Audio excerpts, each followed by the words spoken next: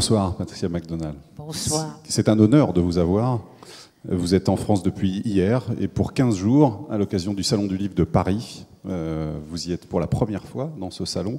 Et Patricia McDonald ne fera que 2 déplacements en province pendant ces 15 jours, ici même ce soir et la semaine prochaine à Strasbourg. Donc je vous en remercie doublement de nous offrir votre présence ce soir.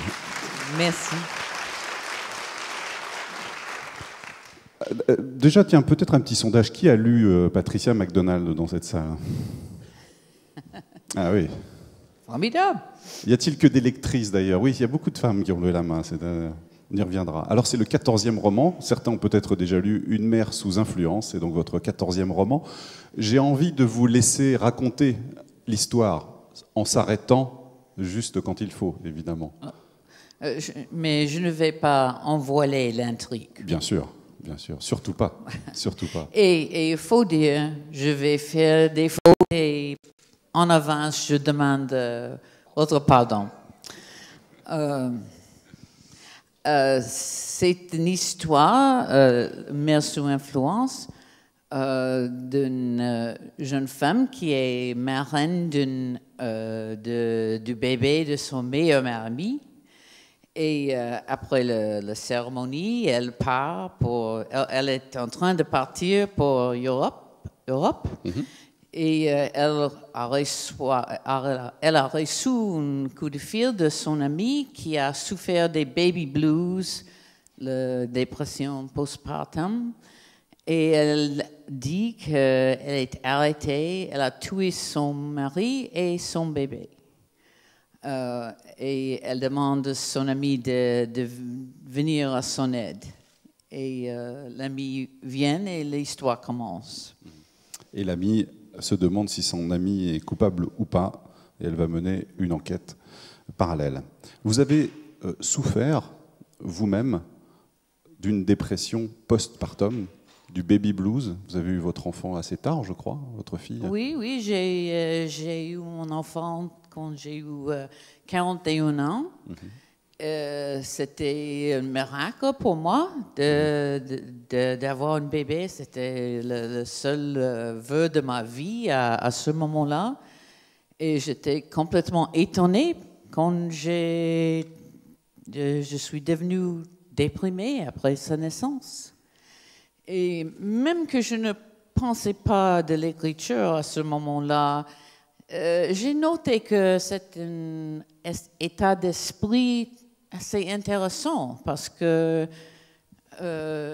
c'est complètement inattendu, imprévu et incroyable dans un sens. C'était le moment le plus joyeux de ma vie. Et moi, j'étais déprimée. Et aussi, il n'y a pas de sympathie, je crois, pour les femmes qui souffrent de cela. Et pour ces raisons, il me semblait un bon point de départ. Vous l'avez vécu, vous avez vécu cet état, mais c'est très difficile à écrire, à retranscrire comme état. Vous avez mis beaucoup de temps, je crois, à trouver ce personnage de Claire, cette maman qui est dépressive. Vous avez mis beaucoup de temps à l'écrire et à créer. Il y a 20 ans depuis que j'ai souffert les baby blues. Mais ce qui était difficile, c'était de trouver une histoire, une intrigue, parce que elle ne pouvait pas être l'héroïne, la femme qui souffrait. Elle était trop déprimée d'être héroïne. Elle ne peut pas bouger. Mais les gens n'aiment pas les héroïnes déprimées, vous pensez? Ça dépend, mais pas dans un thriller. On doit être très fort, très actif, ouais. Très fort. Mais quand j'ai pensé enfin, j'ai lu un fait divers au sujet d'un jeune homme qui a fait un aveu forcé, des aveux forcés. Et il me frappait que l'état d'esprit était très semblable. Il y a beaucoup de similitudes avec les baby blues. Et c'était mon point de départ. Et ce personnage a été long à créer, sa psychologie, son état, vous avez eu du mal ou pas à l'écrire au départ? La femme qui a souffert, Claire. Ouais, ouais. Non, Non. ce n'était pas difficile pour moi. Je me souviens bien que je ne pouvais pas me lever. Je n'ai pas pris des bains. Je n'ai pas changé mes vêtements pendant cette période-là. Et il faut dire, pour moi, ce n'était pas un cas grave de ceci. Ça, dans le livre, c'est un cas très grave, le cas le plus grave, c'est-à-dire qu'on tue son bébé. Ça arrive, ça peut arriver. Mais pour Claire, ce n'était pas si grave que ça. Ouais. Ça, c'était la psychose postpartum, et c'est autre chose. Mais pour leurs propres raisons, les policiers et aussi l'avocat qui, Morgan, Crick, hired, how do you say that? Hired? Morgan, avocat. Non, Morgan n'est pas un avocat. Morgan a employé un avocat pour son amie. Et elle était féministe. Elle voulait parler de la dépression postpartum comme défense.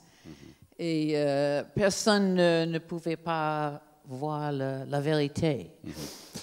Vous avez rencontré des psychiatres pour écrire ce livre et pour vous documenter, pour avoir des informations sur cet état ou pas? J'ai cherché l'Internet, non. Oui, l'Internet, c'est pratique pour vous. Oui, l'Internet, très pratique pour un écrivain.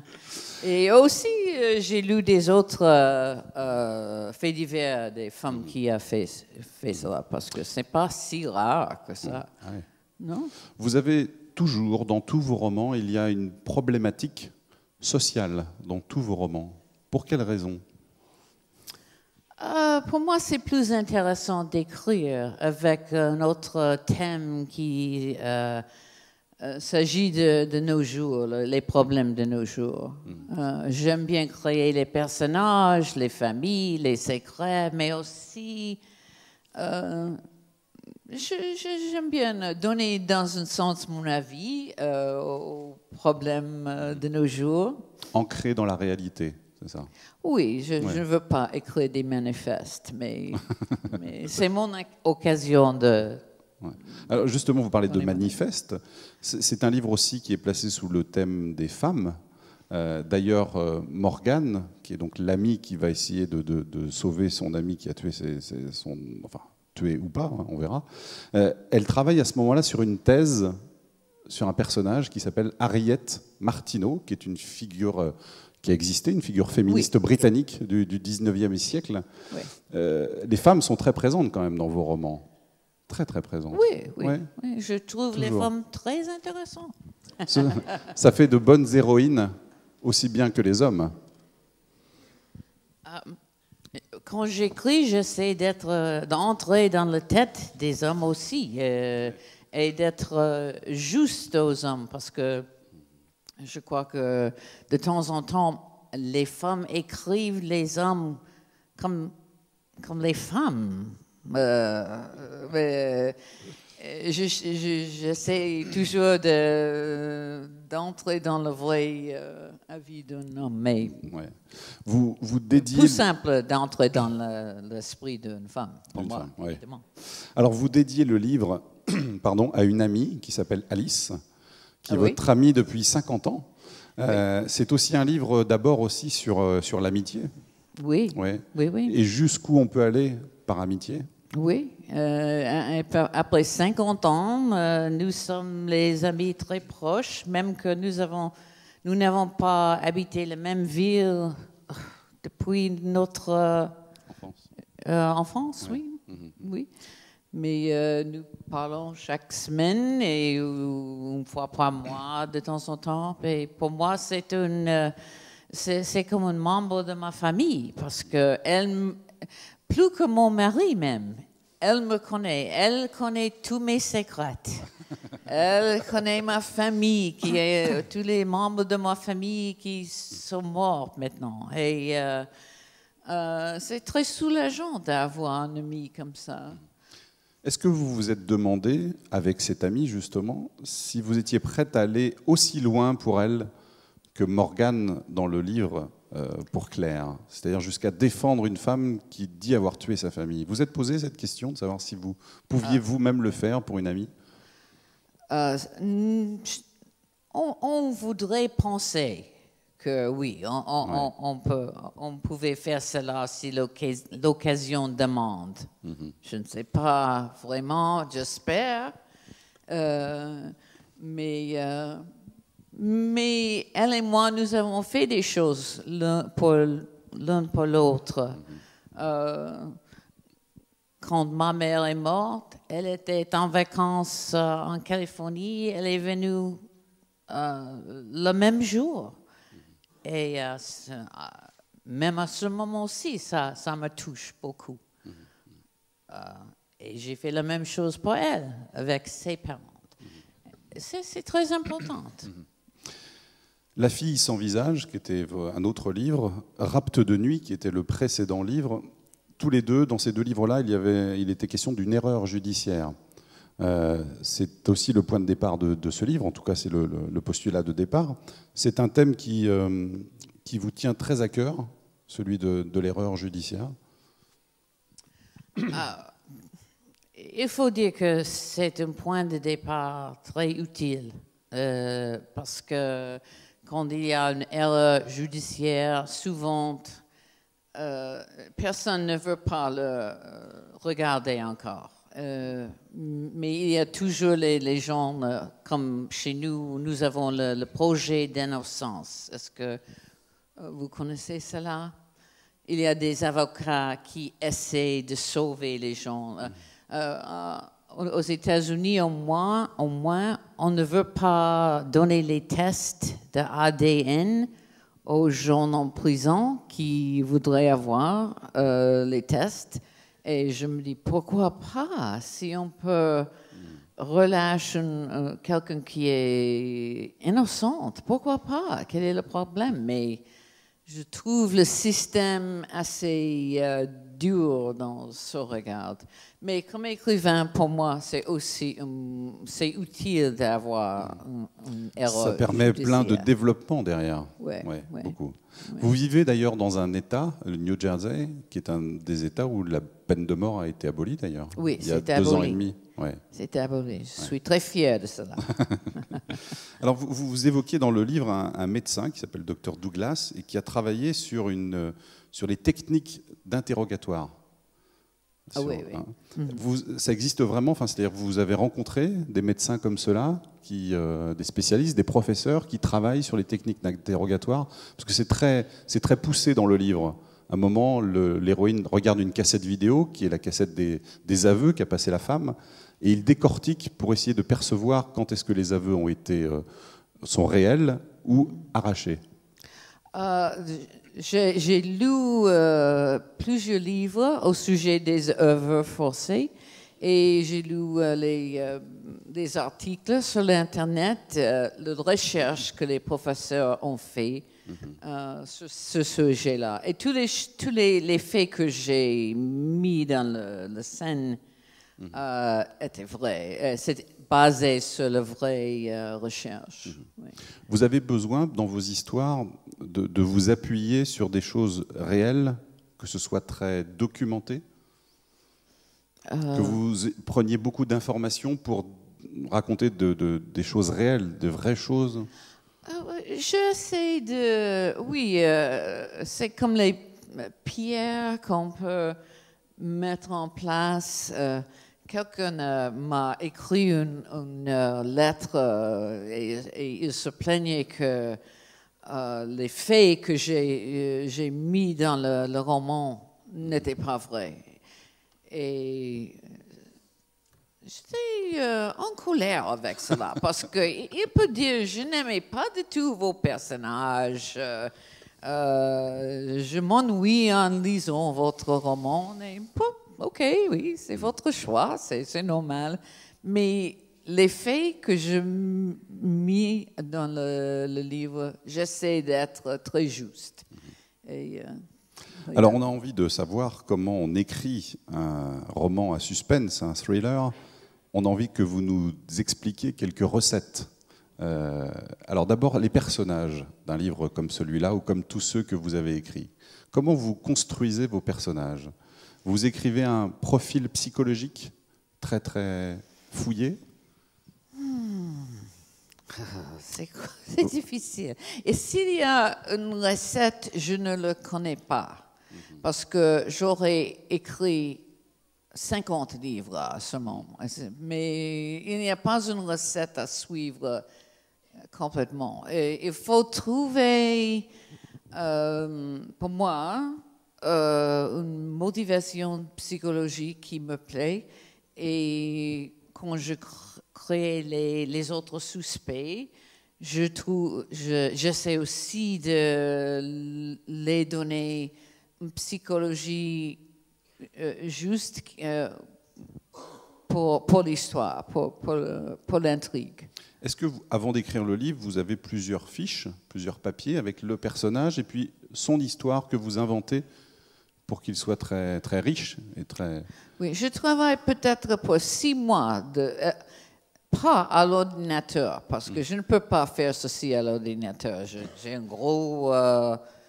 des papiers comme ça et un stylo et je fais des dessins et je pense, je jette dans la poubelle beaucoup des essais et puis quand je connais l'histoire, quand je connais l'intrigue, puis je commence à l'ordinateur. Ah d'accord. Pendant 6 mois, vous... Oh oui, ah, oui. au moins. Ah oui, au moins. Et souvent, après 100 pages, il faut m'arrêter et retourner à le canapé dans mon bureau avec mon grand cahier, pile of papers, mes papiers. Pile de papier, ouais. Et remanier dans ma tête. Comment vous rentrez finalement dans l'esprit de vos personnages? J'essaie, oui. Ouais. Oui. Comment vous faites? C'est très difficile quand même. Par exemple, quand le personnage de Morgan dans Mère sous influence est à l'aéroport, elle va En Angleterre. au UK En Angleterre. en Angleterre pour faire son recherche. Elle va rencontrer un homme, elle est un peu amoureuse de cet homme, et puis elle est à l'aéroport et elle savait que son ami était déprimé, mais elle a visité, elle aime la marraine, elle a fait tout ce qu'elle pouvait à ce point-là. Et quand son ami appelle, la première chose qu'elle dit, c'est que son mari et son bébé sont morts. Et Morgan, la première pensée qui saute à son esprit, c'est que je dois annuler mon voyage. Oui. Et j'ai su que c'est pas très sympa, mais c'est vrai, on pense comme cela. Et pour moi, parce que les intrigues ne sont pas comme nos vies normales, il faut que les pensées de tout le monde et les relations des gens semblent réelles, semblent vraies. Il faut dire cela. Il dit, je ne peux pas aller en Angleterre. Et puis... Et ensuite, là aussi, il y a du suspense dans cette scène, c'est-à-dire qu'elle dit « mon mari et mon bébé sont morts », mais elle ne dit pas tout de suite « c'est moi qui les ai tués ». Vous laissez quelques lignes après, avant de le dire. Sûr. Bien sûr. Parce que c'est le drame. C'est le drame, oui. Est-ce que vous avez de la sympathie pour tous vos personnages? Tout, oui, toujours. Toujours. Toujours. C'est obligatoire? Les méchantes, tout le monde. Le criminel aussi? Always, oui, toujours. D'accord. Plus pour le criminel, même parfois? C'est le même, c'est exactement le même pour moi. Parce que moi, je pense qu'il n'y a personne dans ce monde qui se voit comme méchante. Comme coupable, Tout le monde une raison pour ses actes, ses actions. Actes et actions. Ses actes. Ouais, ouais. Et moi, quand j'écris de ces personnages, il faut entrer complètement dans leur tête et dans leur cœur. Pour trouver des raisons Les de raisons, justifier oui, les actes.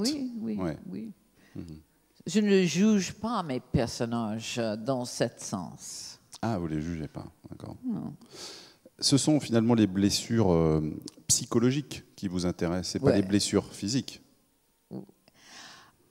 Les deux, mais les blessures physiques, parce que de temps en temps, je vois les effets psychologiques.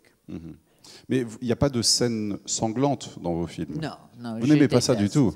Non. Pourquoi? Non, vous n'aimez pas ça. Ça vous fait peur? Oui, mais je ne veux pas écrire du sang, de violence. C'est nécessaire d'avoir un peu de violence, un peu de sang dans un thriller, mais c'est mon travail et j'ai choisi d'éviter les scènes comme ça parce que ça me dégoûte un peu. Les noms et les prénoms des personnages, les noms et les prénoms, est-ce que c'est important? Est-ce que vous Oui, passez c'est du très- temps à les choisir? Très, très important. Et il y a un truc et que je fais et je suis étonnée quand les auteurs ignorent ceci. Et il me semble que chaque personnage, quand on lit, on voit la première lettre du nom. Et il ne faut pas avoir un personnage, plusieurs personnages dans un roman avec la même lettre. C'est très, je deviens très confusée quand je lis un roman. Il y a Michel, il y a Marie, et il y a Morgan. Eh bien, c'est une chose que je fais. Mais aussi, les noms suggèrent quelque chose, je crois. Et j'essaie de choisir un nom qui suggère subconsciente, comme Claire, c'est un nom très Très doux. doux et gentil. Et Morgan, c'est un peu plus de force. Ouais. Et, oui, c'est choix comme ça. Ouais. Vous passez du temps à chercher les noms? Oui. Oui, ça prend du temps. J'ai le phone book. Quel est le mot en français? Le phone book, un répertoire? Les numéros de téléphone. Oui. De vos amis? Vous prenez les prénoms de vos amis? Non. Surtout pas. Non, jamais. Et ils m'accusent. Est-ce que c'était moi dans ce moment? Non, pas vous. Il ne- Mais de temps en temps, j'ai menti. Oui, c'est vrai. Forcément, quand vous construisez vos personnages, vous les construisez à partir, pas de gens en entier, mais vous prenez quelques qualités, quelques défauts chez les gens que vous rencontrez pour créer des personnages quand même. Vous inspirez un tout petit peu. La première chose il y a toujours une raison pour chaque personnage d'être dans l'histoire. Et je sais, j'ai besoin de quelqu'un qui... par exemple, dans le roman, il y a un avocat, l'avocat que Morgan a employé. Et, mais j'ai besoin de mettre l'avocat à côté parce que je ne voulais pas. Je veux que Morgan soit l'enquêteur dans ce sens. Oui. Eh bien, j'ai fait l'avocat enceinte et elle est enceinte, mais elle doit rester dans son lit parce qu'elle avait une grossesse difficile. Eh bien, elle ne pouvait pas partir de son chambre. Ça, c'est bien pour mes besoins comme écrivain. Mais des choses comme ça prennent du temps. Ouais. Comment je vais... L'écarter. Oui, oui. Ouais. Est-ce qu'il y a une règle sur le nombre de personnages? Est-ce que vous vous dites, par exemple, je ne dois pas avoir plus de 7, 8 personnages? Parce que ça devient très compliqué au bout d'un moment pour la lecture. Oui, moi je suis très déçue quand je lis une polar et à la fin, le coupable est quelqu'un qui a apparu dans le premier chapitre et jamais après, parce qu'il y a beaucoup de personnages. Il me semble que le lecteur doit connaître tous les personnages et puis je limite les nombres. Et j'essaie de concentrer sur chacun. C'est mon intention, au moins. Le lieu, le décor sont très importants aussi. C'est-à-dire que là, ça se passe dans une petite ville, toute petite ville. Oui, normalement, j'écris d'une petite ville. Oui. Toujours? Ah oui? Pourquoi? J'aurais dit toujours, mais le nouveau où je travaille maintenant, c'est la première fois que j'écris d'une grande ville. Et c'est tout à fait parce que l'intrigue demande. Et pourquoi alors le choix des petites villes avant? C'est qu'il se passe plus de choses? Parce que c'est très, très étroit, très confiné? Oui, c'est le huis clos. Et, j'habite une très petite ville. C'est impossible d'aller à l'épicerie sans une rencontre avec quelqu'un qui veut savoir les nouvelles de la famille et tout cela. Et les secrets dans une petite ville sont bien cachés, mais aussi bien connus de temps en temps. Et ça me plaît beaucoup. Ouais. Est-ce que, comme les personnages, vous écrivez aussi avant les lieux très importants? C'est-à-dire que là, il y a par exemple un hôtel, il y a une maison, il y a la prison, l'hôpital. Est-ce que ce sont des lieux que vous travaillez particulièrement, vous écrivez, vous les décrivez un petit peu avant d'écrire le roman? Non, je cherche ma mémoire. Et j'ai toujours aimé bien des petites tournées d'un jour. Parce que je vois les choses qui peuvent entrer dans un roman. Plusieurs personnes m'ont dit cet après-midi, mais il faut mettre l'abbé dans un roman. Oh, personne ne reconnaît pas l'abbé. Impossible, parce que l'abbé est si distinct et formidable. Je cherche toujours les bâtiments, les petits bâtiments ordinaires dans un sens. Ouais, Oui, ouais. oui. Donc il n'y aura pas de roman dans l'abbaye de l'Épau. Oui, il faut. Oui, non. Je crois que je suis désolée, mais. Les premières pages d'un roman, d'un polar, sont très importantes. Ce sont les plus importantes, vous pensez, parfois? Il faut rentrer tout de suite dans l'histoire. Oui, oui. Créer une atmosphère. À mon avis, oui. Il faut entrer très vite. Et il faut trouver une scène ou même un objet. Et on regarde l'objet, puis on dit pull back au cinéma. Ouais, on recule. Oui, on recule. Merci. Là, vous commencez par la sonnette d'un comptoir, en fait. Vous dites, Morgane appuya sur la sonnette de comptoir d'une maison. En attendant l'arrivée de la propriétaire, elle traversa le sablon meublé d'antiquité et se dirigea vers les portes-fenêtres donnant sur la terrasse couverte qui agrémentait le côté du bâtiment. Et ensuite, vous décrivez la journée, le temps, la météo. Oui, j'ai eu l'intention de donner beaucoup d'informations très vite. Pourquoi elle était là, quelle ville, elle pense de ses amis. Mais je préfère même... Je n'ai pas tout à fait contente avec cette première scène. Ouais. Mais c'était nécessaire de donner un peu d'infos avant de continuer. Est-ce que le meurtre dans un polar doit arriver... Est-ce qu'il peut arriver dès la première page? Ou est-ce que vous préférez attendre qu'il y ait de mise en place des personnages et de l'atmosphère? C'est important pour vous? Oui, je préfère que vous connaissez un peu, comme lecteur, les personnages, oui, un peu. Pas trop long, parce que on est impatient. Impatient avec le polar. Là, dans le livre, par exemple, le meurtre n'est pas décrit. Il n'y a pas de description de ce qui s'est passé vraiment au moment où ça s'est passé. C'est comme ça dans vos autres romans, ou bien vous le suggérez? Souvent, j'évite la scène de meurtre, mais j'ai lu un essai par P.D. James, qui dit que pour elle, c'est le moment le plus important. Et elle pense de cette scène, elle décrit, et je trouve ces romans formidables, je l'adore. Mais pour moi, souvent, il y a des indices dans la scène que je voudrais cacher un peu. Et, pour les faire ressortir ensuite? Oui.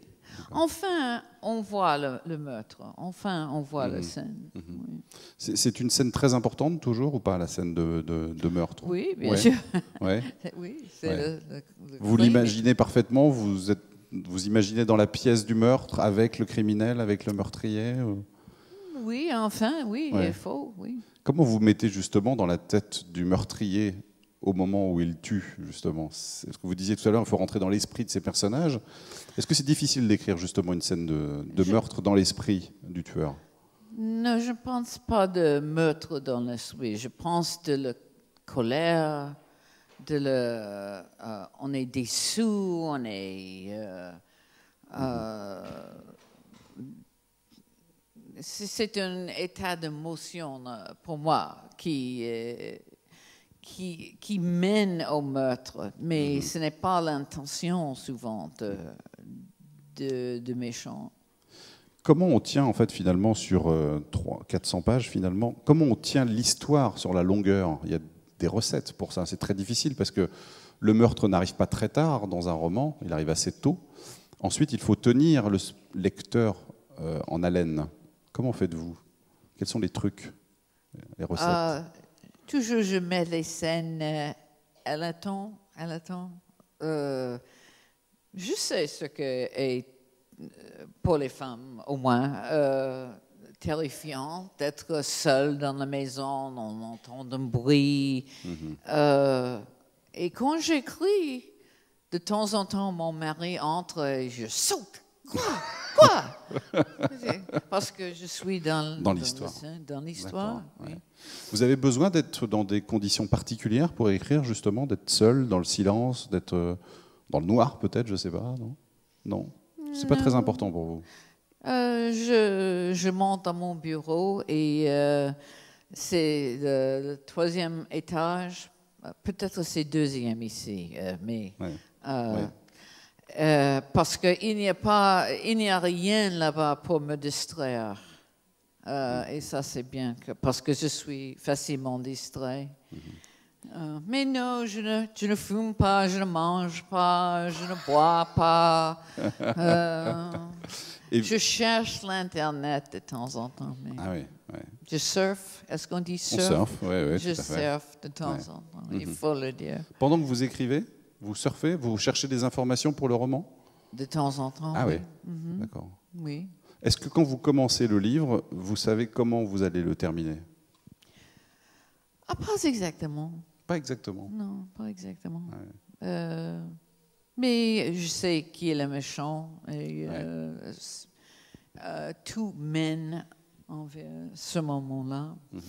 Comment faites-vous justement, puisque vous savez qui est le méchant, pour que on ne le sache pas avant la fin, justement? Il ne faut pas, à un moment donné, donner un tout petit indice. Il faut rester très secret pendant toute l'écriture. Je crois qu'il faut donner les clés, les indices. Mais aussi, je donne les indices pour les autres personnages. À mon avis, ce n'est pas juste de cacher tous les indices, toutes les possibilités. Mais si je donne les clés pour les autres, on pense, peut-être c'est elle, et on suit ce personnage, et puis enfin... on est déçu et il faut trouver quelqu'un d'autre. Oui. Tout le monde, tous vos personnages, en fait, peuvent être coupables quand vous les écrivez. C'est ça, forcément. Pas tout, mais oui. Une grande partie, quand Une même. grande partie, Ouais, oui. ouais. Oui. Est-ce que vous... Mais c'est toujours parce qu'on a une raison émotionnelle. Ouais. Mhm. Entre votre premier roman et celui-ci, par exemple, est-ce que dans quoi avez-vous l'impression d'avoir progressé, d'être meilleur? J'ai changé un peu parce que quand j'ai commencé, mon éditeur aux États-Unis et mon agent littéraire m'a dit le personnage central ne doit pas être un détective. Elle ne doit pas faire une enquête. Ça, c'est très difficile. Et moi, enfin, j'ai décidé qu'on voudrait voir ce personnage comme victime. Ça plaît un certain auditoire. Ouais, mais j'ai décidé que mes lecteurs sont plus intelligents que ça. Et ils veulent imaginer une enquête, ils veulent suivre des indices et ils préfèrent cela. Oui. Vous avez, je crois, dirigé un magazine qui parlait des séries télévisées. Oui. Est-ce que les séries télévisées vous ont beaucoup inspiré pour écrire les polars, dans leur mécanique, dans leur écriture? Je crois que j'ai absorbé. Ah oui, emmagasiné, enregistré, absorbé. Oui, ouais. le drame et les trucs de séries. feuilleton télévisé, c'est impossible d'éviter après un travail comme ça. Alors, vous êtes aussi comme Agatha Christie, qui est aussi quelqu'un que vous admirez beaucoup, que vous avez beaucoup admiré, Agatha Christie. Oui, oui. Pour vous, c'est la meilleure? Le meilleur, c'est impossible à Ouais. dire le meilleur. Pour moi, c'est le meilleur qui construit les intrigues. Elle avait une habilité incroyable de créer les suspects. Et elle était très, très forte avec la psychologie. Toujours, on plaisante un peu de son écriture. Souvent. Mais à mon avis, ça, c'est pas juste parce qu'elle a fait quelque chose si original avec ses intrigues qui reste de nos jours. Il y avait de l'humour aussi dans ces romans. Elle a De l'humour, c'était drôle parfois aussi. l'amour. L'humour. Funny. L'humour. Funny. Oh, l'humour. Funny. Ça mot m'embête. Oui, un peu d'humour, oui. Mais pas moi, Pas il vous, faut pas dire. vous, non. J'écris un roman très sombre, très, très noir dans un sens. Le départ de votre livre, c'est toujours une histoire familiale? C'est toujours le point de départ pour vous? Oui, souvent énormément, oui. Énormément. Oui. Pourquoi hein? Pour quelle raison? Parce que je crois que c'est dans la famille que les secrets ont toujours caché. Et aussi, c'est la famille qui forme quelqu'un. Et dans le sens de psychologie. Et ça m'intéresse beaucoup parce que je crois que tout le monde, même si on ne veut pas l'admettre, est formé et créé par les relations familiales. Et ce qu'on a vécu enfant, ouais, Oui. c'est ça. C'est ce qui est Oui, le cas dans le livre l'enfant. d'ailleurs. L'enfance, très Oui, important. c'est toujours l'enfance, oui. Est-ce que vous arrivez à lire des polars ou est-ce qu'aujourd'hui c'est impossible parce que vous connaissez toutes les ficelles, tous les trucs? Oui, c'est ça.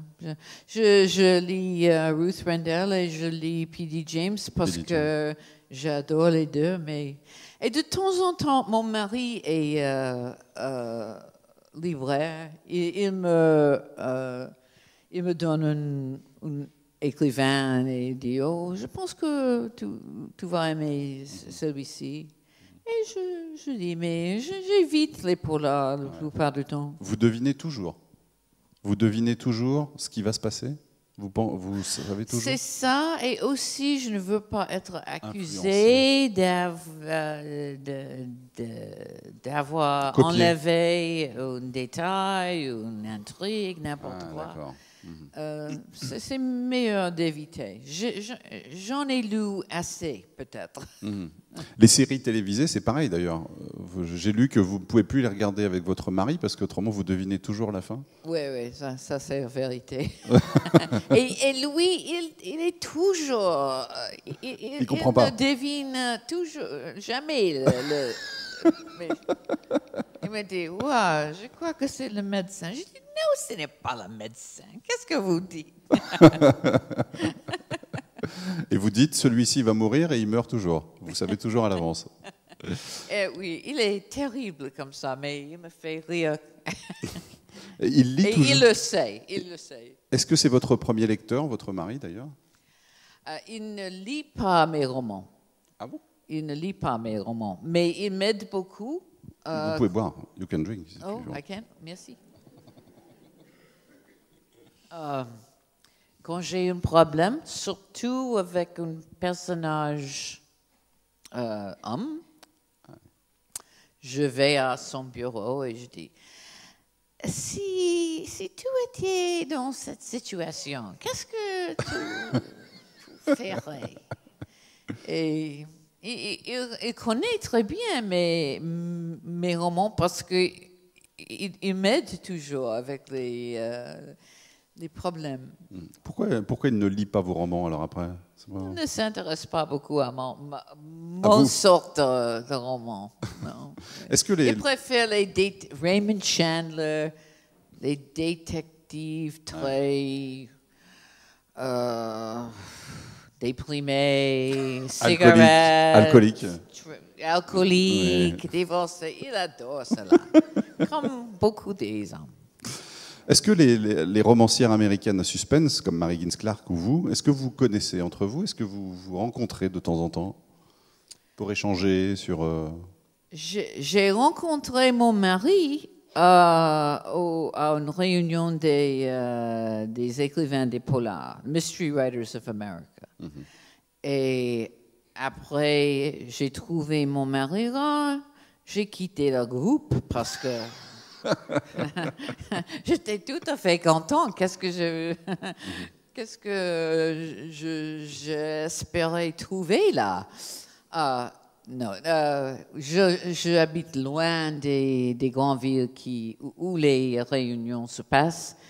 J'ai fait la connaissance de Madame Clark 2 ou 3 fois. Elle est une femme tout à fait charmante et agréable et généreuse, mais nous ne sommes pas des amis. Comment une femme comme vous, comme Mary Higgins Clark, qui sont très, très sympathiques, très gentilles, on le voit depuis que vous êtes là, qui ont de l'humour aussi, comment on peut écrire des choses aussi noires? Elle et moi, nous sommes semblables dans ce sens. Elle a souffert quelque chose. Son mari est mort quand elle était jeune. Elle avait 5 enfants. Et le même jour que son mari est mort, sa belle-mère est morte. Même jour, quand elle a entendu les nouvelles de la mort de son fils, elle est morte. C'est terrible. Et elle a commencé à écrire après cela. Moi, je crois que mon père est mort quand j'ai eu 18 ans. Il était le centre de ma vie. J'ai adoré. Et évidemment, j'ai eu des pertes après cela, mais le premier, c'est le pire. Et je crois que de temps en temps, que quand j'écris, c'est dans mon esprit. Je pense à lui. Il y a toujours quelque chose de noir dans le passé, je crois, qui me motivait. Est-ce que vous avez écrit très jeune des polars? Est-ce que vous avez écrit des livres, des thrillers qui n'ont pas été publiés, que vous avez écrits avant de devenir célèbre? Non, parce que je n'ai jamais eu l'intention d'être un écrivain. Ah oui. J'ai essayé mon premier roman pendant le chômage. Et j'ai vendu. Et c'était là. Depuis ce moment-là, j'ai écrit des polars. C'est un travail pour vous ou c'est un plaisir? C'est un travail. Il y a des moments de plaisir, oui, quand tout va bien et je suis contente, mais surtout, c'est mon travail. Mais par contre, beaucoup d'écrivains disent que le matin, ils ont besoin d'écrire, de s'asseoir, d'écrire. C'est un besoin. Vous, pas forcément. Des jours, vous pouvez très bien ne pas écrire. Ça ne vous manque pas? Non. Pas du tout. Non. Peut-être après un an ou deux, mais je n'ai pas eu l'expérience d'être libre de mon travail. Beaucoup de romanciers à suspense, d'auteurs de thrillers comme vous, enfin justement pas comme vous n'écrivez pas un roman par an, alors qu'en général on écrit beaucoup, on fixe un rendez-vous à ses lecteurs. Vous ne vous sentez pas obligé de ça? Aux maisons d'édition, on voudrait avoir une par an. Oui, je comprends, vraiment. Je comprends. Et depuis le commencement de mon carrière, mon agent littéraire m'a dit: vous êtes trop lente. Et c'est vrai, je suis trop lente. Mais pour moi, si j'ai un problème avec l'intrigue, il faut penser longtemps. Je ne suis pas très facile. Peut-être les autres sont beaucoup plus faciles que moi. Je suis trop lente. 2 ans, 18 mois, c'est très dur. 2 ans... Même de temps en temps, ça, c'est trop vite pour moi. Mais je sais. Est-ce que vous avez avec vous un petit carnet sur lequel vous notez des idées quand elles vous viennent à l'esprit? Non. Pas du tout? Non. Non. J'en ai besoin parce que ma mémoire devient comme un passoire maintenant. Oui, quand j'étais jeune, tout était dans ma tête. Maintenant, je pense que c'est dans ma tête, mais si je trouve une solution d'un problème, oui, ça reste. Il ne faut pas l'écrire. Quand est-ce que vous savez que votre livre est fini d'écrire? Quand est-ce que vous pensez qu'il est parfait, que là, vous n'avez plus rien à toucher? Quand est-ce que vous sentez finalement que vous avez fini d'écrire votre roman et qu'il n'y a plus rien à faire dessus? Je n'ai jamais eu ce sentiment. C'est vrai? Ah ouais.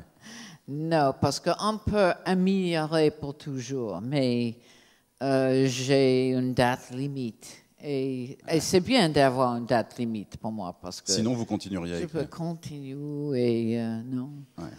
Mais je voudrais savoir comment ça sent d'être tout à fait satisfait. Aux États-Unis, vous avez moins de succès qu'en France, bizarrement. Comment vous expliquez ce moindre succès aux États-Unis par rapport à la France ou à l'Europe? J'ai lu que vous disiez que les Américains étaient trop manichéens. Manichéens. C'est-à-dire qu'ils voient les choses trop bien ou trop mal. Vous voyez les choses, ils voient les choses soit noires, soit blancs. Vous voyez les choses gris plutôt. Peut-être c'est ça, je ne sais pas. Les Américains veulent avoir beaucoup d'infos dans le livre et beaucoup des choses techno. Moi, je suis bête avec les choses techno, c'est impossible pour moi. Mais surtout, je dis toujours que tout le monde sache que les Français ont le meilleur goût du monde. C'est vrai? C'est comme Woody Allen. Woody Allen marche très bien ici et pas beaucoup aux États-Unis. Oh, beaucoup plus que moi. Oui, bien sûr, bien sûr. Non, mais non, peut-être je partage un peu un esprit qui existe ici, qui n'existe pas aux États-Unis. Je ne sais pas. On aime bien la violence. On aime bien le son là-bas. Ouais. Alors, est-ce que les lecteurs ou lectrices de Patricia McDonald ont des questions à lui poser? J'aimerais bien savoir. Ou peut-être des avis simplement sur les livres que vous avez lus. Ce serait intéressant d'entendre les lecteurs. Patricia MacDonald. Est-ce que certains veulent prendre la parole? Il n'y a pas de risque. Hein. N'ayez pas peur parce que vous parlez beaucoup mieux que moi. C'est sûr. J'ai vu des mains se lever tout à l'heure parmi les lecteurs. Vous pouvez prendre la parole, ce serait intéressant que vous nous disiez ce que vous aimez aussi dans les romans de Patricia MacDonald. Ne faites pas les timides. La première question est toujours la plus difficile. J'ai vu que par ici, il y avait des lecteurs. Qui lit Patricia MacDonald par ici? Maintenant, il ne va plus y avoir personne qui va lever la main, évidemment, forcément. Vous avez trop peur, en fait. Non? Personne? Oui, madame, je vous en prie, on va vous apporter un micro au premier rang. Je vous remercie. C'est le micro qui est Qui fait peur. problème. Est-ce que vous avez l'impression que vous écrivez pour les femmes? Est-ce que vous avez beaucoup de lecteurs hommes? C'est une secrète, mais oui. Je crois que oui. Je pense aux femmes quand j'écris. Oui. Parce que les femmes s'occupent de la famille, des enfants, d'amour. Et oui, je crois que oui. Et j'ai des fans qui sont des hommes, mais la plupart du temps, quand je fais les connaissances des lecteurs, il y a un esprit qui nous partageons, je crois. Vous avez lu tous les romans, madame, de Patricia MacDonald? Le micro, s'il vous plaît. Ouais. Pas les 14, mais pratiquement. Oui, j'en ai lu beaucoup. Oh, merci de me lire. J'aime bien, c'est pour ça que c'était ma question, j'aime bien les romans policiers écrits par les femmes. Écrits par les femmes. Oui. Enfin, j'aime les autres aussi, mais... Moi aussi. Et je préfère les chanteurs femmes aussi. Je ne dois pas dire cela ici où les moines chantaient, mais c'est vrai. Non, mais c'est vrai. On va vous remercier beaucoup d'être venu. Je vous en prie. C'était un plaisir de vous recevoir. Merci de venir ce soir. Merci beaucoup.